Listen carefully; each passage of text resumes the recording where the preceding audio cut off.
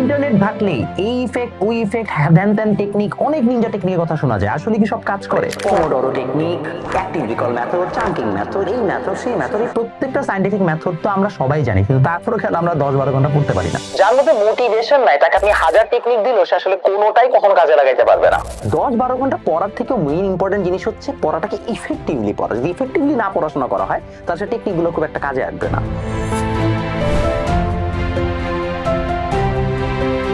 আসসালামু আলাইকুম। আজকে আমরা একটা খুব ইম্পর্টেন্ট টপিক নিয়ে আলোচনা করব, কিভাবে আপনি টানা 10 থেকে 12 ঘন্টা পড়াশোনা করতে পারেন। টানা 10 থেকে 12 ঘন্টা পড়াশোনা করাটা ইম্পর্টেন্ট না, ইম্পর্টেন্ট হচ্ছে আপনি একটা লম্বা টাইম ধরে ফোকাস রেখে আপনার কাজটাকে আপনি ইফেক্টিভলি আদায় করে নিতে পারেন কিনা। এটা হচ্ছে আমাদের মূল উদ্দেশ্য। কেন আমরা টানা পড়ার ব্যাপারে এত বেশি ফোকাস করছি, বিকজ আপনাদের যখন সামনে এক্সাম সিজন আসছে তখন আপনারা অবশ্যই এই প্রবলেমটাতে পড়বেন যে আপনাদেরকে বেশি হচ্ছে যে পড়াশোনা করতে হচ্ছে। তো সাধারণত যেহেতু আপনারা সারা বছর পড়াশোনা করেন না, হুট করে আপনাদের রুটিনে এই চেঞ্জটা আনায়, আপনার বডি এবং আপনার মাইন্ড যদি সেটার জন্য রেডি না থাকে তাহলে আপনি চাইলেও হচ্ছে 10-12 ঘন্টা মোটিভেশন থাকলেও বা ইচ্ছা থাকলেও পড়তে পারবেন না। সো আমি আপনাকে যে টেকনিকগুলো বলবো এগুলো কোনোটাই হচ্ছে দিন শেষে আপনার ওই যে পমোডোরো টেকনিক বা এরকম কোনো টেকনিকের মতো না। এই প্রতিটা টেকনিক কোনো রিসার্চ ব্যাক কিছু না, এটা আমার এক্সপিরিয়েন্স থেকে নেওয়া। বিকজ আমি এইভাবে পড়াশোনা করে সাকসেসফুল হয়েছি। সাকসেসফুল মানে অনেক সময় পড়াশোনার ক্ষেত্রে সাকসেসফুল হয়েছি, আমি জীবনে আমি কিছু করি নাই। সো আমি এতটুকু যাতে অ্যাচিভ করতে পেরেছি, আমি আশা করি যে আপনারা যারা হচ্ছে টানা ফোকাস রেখে কাজ করতে চান, শুধুমাত্র টানা 10-12 ঘন্টা পড়া না, যে কেউ টানা ফোকাস রেখে কাজ করতে চাইলে this thing can be very helpful to you. So আপনাদেরকে আমি পুরো জিনিসটা এখন স্টেপ বাই স্টেপ ব্যাখ্যা করবো। প্রথমে জিনিসটা আপনি করবেন সেটা হচ্ছে একটা টেবিল ল্যাম্প কিনে নেবেন। এটা খুবই হেল্পফুল একটা জিনিস। আমি আমার পড়ার সময় যেটা করতাম, একটা টেবিলের মধ্যে আমার একটা টেবিল ল্যাম্প থাকতো, আমার পুরো রুম অন্ধকার থাকতো, শুধুমাত্র টেবিল ল্যাম্প দিয়ে ওই জায়গাটাতে লাইটে ফোকাস করে রাখতাম। তাহলে আমার পুরো এন্টায়ার লাইটটুকু যেহেতু আমার খাতার উপরে পড়ছে, আশেপাশে সব জায়গায় অন্ধকার, সো আমার ব্রেন অন্য কোনো দিকে কোনোভাবে যাবেও না। এটা একটা খুবই হেল্পফুল মেথড। টেবিল ল্যাম্প দিয়ে আপনি আপনার ফোকাসটাকে এক জায়গায় কনসেন্ট্রেটেড করে রাখতেছেন। By a table lamp, trust me, it's a very good investment for you. Secondly হচ্ছে blocking every reason to get up. আপনি পড়ার সময় কি কারণে উঠতে পারেন? এক, পানি খাবেন বা খিদা লাগছে, এটা খুবই কমন একটা জিনিস। এবং একটা বড় ইস্যু, ভাই পড়তে বসে কেন পানি পিপাসা বেশি লাগে বা আপনার খিদা বেশি লাগে, ইজ বিকজ আপনার মেন্টাল এনার্জি অনেক লস হয়। আমরা খালি ভাবি ফিজিক্যাল এনার্জিটাই মেইন, না। আপনার যে খাবারের একটা খিদার যে একটা হচ্ছে যে অন্যতম উদ্রেক হওয়া, সেটা আসলে সাধারণত আপনার পড়তে বসলেও হওয়ার কথা। সো আপনি অবশ্যই ওয়াটার এবং স্ন্যাক্স সাথে নিয়ে বসবেন, যেন আপনার খাইতে মন চাইলে আপনাকে উঠে আরেক রুমে যেতে না হয়। বিকজ আপনি আরেক রুমে গেলে অটোমেটিক্যালি দেখবেন আপনার ফোকাসটা নষ্ট হয়ে গেছে, আপনার ওই রিদমটা ব্রেক হয়ে গেছে। সো এক জায়গায় বসে হচ্ছে ওই জিনিসটা করার চেষ্টা করবেন। সেকেন্ডলি, আপনি ওয়াটার এবং স্ন্যাক্স বাদও আর কোন কারণে হচ্ছে উঠতে চান? আরেকটা কোনো উঠতে চান হচ্ছে যে আপনি এখন একটু হাঁটাচলা করবেন, রাইট? বা আপনার হচ্ছে যে পিঠ ব্যথা করতেছে এটসেট্রা, আর মোড়া ভাঙতে আমরা এটা বলি। সো ইন দ্যাট কেস আপনারা হচ্ছে কয়েকটা এক্সারসাইজ করতে পারেন। কি এক্সারসাইজ আপনাকে বলে দিচ্ছি, এগুলা বলে স্ট্রেচিং। স্ট্রেচিং মানে কি ঠিক লিখছি?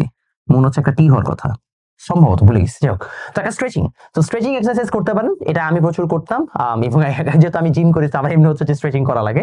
সো আপনাদের হচ্ছে যে স্ট্রেচিং এক্সারসাইজের মধ্যে কি স্ট্রেচিং এক্সারসাইজ আছে? অনেকে আবার যেটা করে যে পড়লাম, আচ্ছা আমি দুইটা পুশ আপ দিই না, আপনার হার্ট রেট বাড়াবেন না। হার্ট রেট না বাড়ায় আপনি নাম্বার ওয়ান হচ্ছে যে আপনার এই যে যেটাকে আমরা বলেছি এরকম করা, আপনি যেভাবে হচ্ছে যে স্ট্রেচিং করতে পছন্দ করেন নেট থেকে দেখে নিতে পারেন। কয়েকটা হচ্ছে সুন্দর স্ট্রেচ আছে যেটা আপনাকে একটু রিল্যাক্স করবে। You can try those things, that can be very helpful.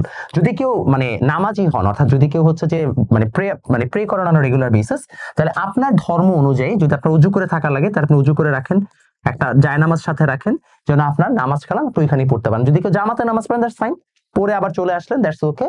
But যদি এমন হয় যে না ভাই আমি জামাতে পড়ি না, তাহলে আমার সাজেশন হচ্ছে রুমের মধ্যে একটা জায়নামাজ রাখবেন, আজান দিলে সুন্দর নামাজ পড়ে ওইখানেই হচ্ছে যে থাকার চেষ্টা করবেন রুম থেকে বেরিয়ে না হইতে। এটা আপনার জন্য সবচেয়ে ভালো হচ্ছে যে অ্যাভিনিউ। আপনি ব্রেক নিতে পারেন, কখন ব্রেক নেবেন সেটা বলে দিব একটু পরে, কোনো সমস্যা নেই। এই দুইটা হচ্ছে আমার প্রথম স্ট্র্যাটেজি। থার্ড একটা খুব সুন্দর স্ট্র্যাটেজি আছে, সেটা হচ্ছে সাধারণত আপনি পড়ার টাইম এমন সময় সিলেক্ট করেন যখন সবাই হচ্ছে যে ব্যস্ত। Select a time when everyone is asleep, when everyone sleeps।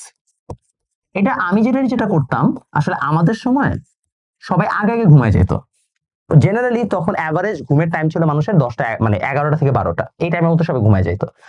এখনকার আসলে জিনিসটা উল্টা, এখন মানুষজনের রেগুলার ঘুমের টাইম হচ্ছে 2টা 3টা। এটা আমরা ফেসবুকের ইনসাইটস চেক করলেই বুঝতে পারি যে আসলে মানুষ এখন রেগুলার ঘুমায় কয়টার দিকে। কারণ আমরা 11টার দিকে, রাত 1টার দিকে কন্টেন্ট আপলোড করেও দেখছি যে আমাদের বেশ ভালো হচ্ছে রেসপন্স আসে।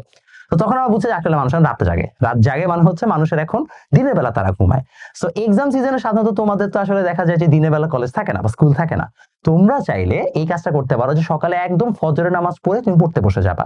কারণ আমার জানা মতে সাধারণত তোমার ইন্টারনেট বা ফেসবুকের ডিস্ট্রাকশনটা ভোর 6টা থেকে অ্যাটলিস্ট সকাল 10টা 11টা পর্যন্ত একটু লো থাকে। সো এই টাইমটা একটা খুবই সুন্দর টাইম তোমার জন্য পড়াশোনা করা। সকালে উঠে নামাজটা পড়া হলো যদি তুমি মুসলমান মানে ইসলাম ধর্মের হও, এবং তারপর তুমি টানা পড়তে পারো। So select a time when you can study। আমার সময় জেনারেল আমি যেটা করতাম, আমি হচ্ছে যে উঠতামই রাত 1টার দিকে। আমি একটু পাগলাটে ছিলাম, এটা আমি জানি, অস্বীকার করার কিছু নাই। রাত 1টার সময় উঠে আমি দেখা যেত 5টা 6টা 7টা পর্যন্ত পরে আবার ঘুমাই গেছি। সো তুমি চাইলে এরকম মেথড অ্যাপ্লাই করতে পারো, তোমার ইচ্ছা। বাট পিক আ টাইম যেখানে তোমার মনে হয় যে আসলে ওই টাইমে সবাই ঘুমায় আছে, তোমাকে ডিস্ট্রাক্ট করার মতো কেউ নাই। এটা তোমাকে লম্বা টাইম পড়ার জন্য একটা ভালো টেকনিক দিবে। নাম্বার 4 হচ্ছে সেগমেন্টে ভাগ করো। দেখো 10-12 ঘন্টা আসলে কিন্তু অত বেশি না। যদি তুমি হিসাব করো যে তোমার 24 ঘন্টার মধ্যে তুমি 8 ঘন্টা ঘুমাচ্ছ, তুমি 16 ঘন্টার মধ্যে 12 ঘন্টা পড়বা। তোমার এখনো স্টিল 4 ঘন্টা সময় আছে। আমি এই জন্য 12 ঘন্টাটাকে সাধারণত 3টা সেশনে ভাগ করতাম। 4 ঘন্টা 4 ঘন্টা 4 ঘন্টা, সকালে 4 ঘন্টা, দুপুরে 4 ঘন্টা, রাতে 4 ঘন্টা। এবং আমি মাঝখানে টাইমগুলোতে কি কি করব, মনে করো খাওয়া দাওয়া করতে হবে, একটু চিল করবো এটসেট্রা, এগুলো আমি করে নিতাম। আমার দেখা মতে জেনারেলি মানুষের 12 ঘন্টা আসলে মানুষের ম্যাক্সিমাম কাজ করতে পারে। এর বেশি আসলে কাজ করলে এটা এক্সট্রিম হয়ে যায়, এবং সেটা সাধারণত প্রথম দিকে হঠাৎ করে কেউ পারে না। মনে করো তুমি সারা বছর পড়াশোনা করো না, হুট করে এসে এটা খুবই টাফ 12 ঘন্টা প্লাস পড়াশোনা করা। 12 ঘন্টা ইজ দ্য ম্যাক্সিমাম লিমিট। তুমি 12 ঘন্টা পড়তে হলে that is huge amount of studies. So তোমার অবশ্যই সেগমেন্ট করে নেওয়া উচিত। সো তাহলে তখন তুমি যেটা চিন্তা করবে তোমার ব্রেন, ইটস নট লাইক হচ্ছে আমি টানা 12 ঘন্টা পড়ছি, লাইক আমি 4 ঘন্টার সেশন 3টা করেছি। তো তুমি তখন 4 ঘন্টার সেশন আকারে চিন্তা করবা, that will be better. So তোমার তখন গোলটা হবে 4 ঘন্টা টানা পড়া, নট 12 ঘন্টা টানা পড়া। যদি আমি ভিডিওতে বসে টানা 12 ঘন্টা, দ্যাটস আ ডিফারেন্ট থিং। তুমি একটা সময় পরে নিজে মোটিভেশন আসলে নিজেই করবা। বাট টানা 4 ঘন্টা পড়াটা ইজ মোর ইম্পর্টেন্ট। 4 ঘন্টা পরে 1 ঘন্টা ব্রেক নিলা, এসা যা করলা। এবং আমি আসলে এটার খুব একটা পক্ষপাতী না যে তোমাকে প্রত্যেক 55 মিনিট 30 মিনিট পর 5 মিনিট ব্রেক নিতে হবে। I am not a very big fan of it. আমার ব্রেন আসলে টানা 2-3 ঘন্টা 4 ঘন্টা ফোকাস করতে পারে, এক জায়গায় একদম টানা বসে ফোকাস করতে পারে, not that big of a problem. I guess তোমরাও চাইলে পারবা সেকেন্ডে ভাগ করা। আচ্ছা, আমরা এখন 5 নম্বরে চলে যাব। এই সবকিছুর পাশাপাশি টানা 10 থেকে 12 ঘন্টার জন্য আরেকটা খুব ইম্পর্টেন্ট জিনিস হচ্ছে ভিশন। লাইফে একটা বড় ভিশন বা গোল থাকা উচিত। আমার একটা ফ্রেন্ড ছিল, আমি যদিও এটাকে গ্লোরিফাই করছে না, ওর একটা ছোট বাটন ফোন ছিল। আমি আমার লাইফে প্রথম বুয়েটের লোগো দেখছি ওর মোবাইলে। ওই বাটন ফোন আমি জানতাম না ছবি তোলা যায় বা কিছু করা যায়, মানে এতটাই হচ্ছে যে মনে করে অ্যানালগ টাইপের ফোনটা। ওর ফোনের ওয়ালপেপারে বুয়েটের লোগো দেওয়া ছিল যখন আমি নটর ডেমে পড়ি। ও পরে আসলে বুয়েটে চান্স পেয়েছে। সো আমি বলতেছি না যে সবার এটা করা দরকার, আমার কাছে হিসেবে অনেক ক্রিঞ্জ লাগতো, অনেক ফানি লাগতো। বাট আমি পরবর্তী চিন্তা করলাম যে এই ছেলেটার যখনই ফোনে তাকাবো দেখে বুয়েটের লোগো, সো ইটস লাইক এই তুই কিন্তু এখন অন্য কোথাও যাবি না, তোর কিন্তু পড়তে হবে বুয়েটে। তারপর আমি একটা স্টুডেন্টকে পড়াইতাম, ওইখানে হচ্ছে যে ওর ওয়ালের মধ্যে লিখে রাখছে যে বুয়েটের লোগো বা হচ্ছে ঢাকা ইউনিভার্সিটির লোগো এরকম দিয়ে যে আমি একসময় এখানে আসবো। আমি বলছি না যে এগেন যে এগুলা হচ্ছে যে খুব হেলদি জিনিসপাতি, একটা অবসেশন এটা। বাট এই অবসেশনটা যদি তোমাকে গোলের দিকে নিয়ে যায়, দ্যাটস নট ব্যাড। সো তুমি লাইফে যেটা হইতে চাও বা তোমাকে যেটা মোটিভেট করে, তুমি চাইলে সেরকম কোনো কিছু তোমার টেবিলের সামনে লাগাই রাখতে পারো। সো যখন তুমি উঠতে যাবা, তোমাকে এটা মাথায় হিট করবে যে না আমাকে এটা অ্যাচিভ করতে হবে। So that's good thing, that's a very good purpose to have. আমার নিজের এরকম একটা পারপাস থাকে লাইফে, প্রত্যেকটা দিনের জন্য আলাদা কাজ করার জন্য, আলাদা প্রজেক্টের জন্য। That's different. আমার জন্য পারপাসটা আসলে ডিফারেন্ট থাকে। আমি আসলে টাকার একটা লোগো লাগাই রাখি, এটা ডলার সাইন থাকে এর মধ্যে, যে আমি টাকা দেখলে মোটিভেটেড হই। বাট তোমার লাইফে মোটিভেশন যেটা হোক তুমি সেটা লিখে রাখবা, হ্যাঁ, যে আচ্ছা এটা হবে। যেমন তোমাদের যদি কারো সাদিয়ার জন্য কি বলে এটাকে পড়াশোনা করতে মন চাইছে, তাহলে সাদিয়ার একটা ছবিও লাগাই রাখতে পারবো, যে সাদিয়াকে দেখলাম পড়াশোনার মোটিভেশন আসে। তো have a goal, have a vision, jokes apart, যে ভাইয়া ওটা দেখলে যেন তোমার মধ্যে একটা ভিশন কাজ করে। এগুলো হচ্ছে আমার টেকনিক্স, যেটা হচ্ছে আমি রেগুলার বেসিসে ফলো করতাম। এখন এটা বাদেও আরো অনেক টেকনিক আছে, you can try any of those. But আমি তোমাকে আবার বলছি, প্রত্যেকটা টেকনিক না pointless and useless unless and until you have one single thing in your life, that is desire.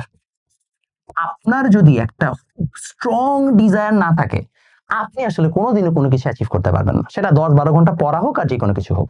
কারণ দিন শেষে যখন আমি পড়তে বসতাম, আমার এটা চিন্তা থাকতো যে আমি একদিন বুয়েটে চান্স পেলে আমার হচ্ছে যে লাইফে আমি অনেক কিছু করতে পারবো। আমি যখন এসএসসিতে ছিলাম যে আমি একদিন নটর ডেমে চান্স পেলে আমার লাইফটা অনেক সুন্দর হবে।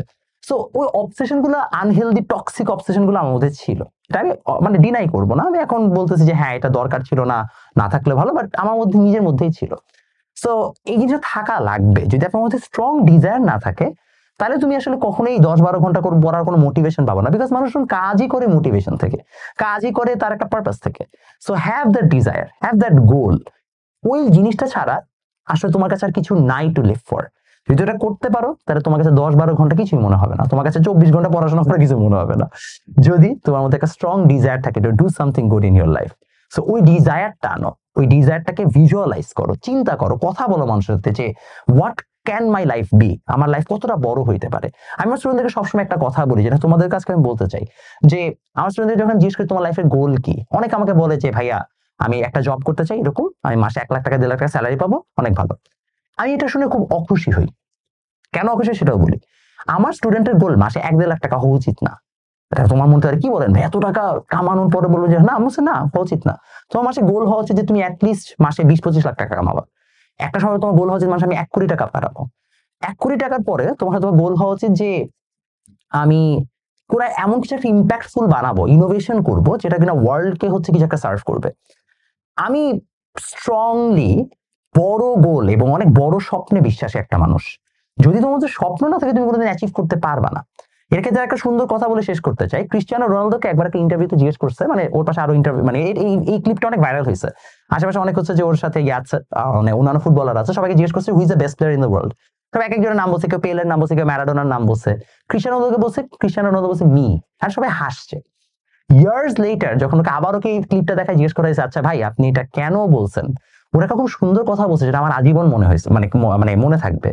If I don't believe I am the best then I can never be the best, others will never believe I am the best.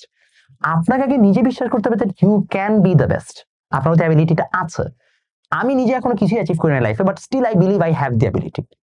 এটাই আমাকে মানে sets me apart from others. The moment I am happy with just what I achieved, then I'll never be able to do something great. And that's the price for greatness. আশা করি আপনাদের সবার অনেক ভালো লাগবে। আপনারা সবাই একটা ভালো যে রেজাল্ট নিয়ে আপনাদের সবার যে বাবা মাকে অনেক খুশি করতে পারবেন। দেখা হবে নেক্সট ভিডিওতে।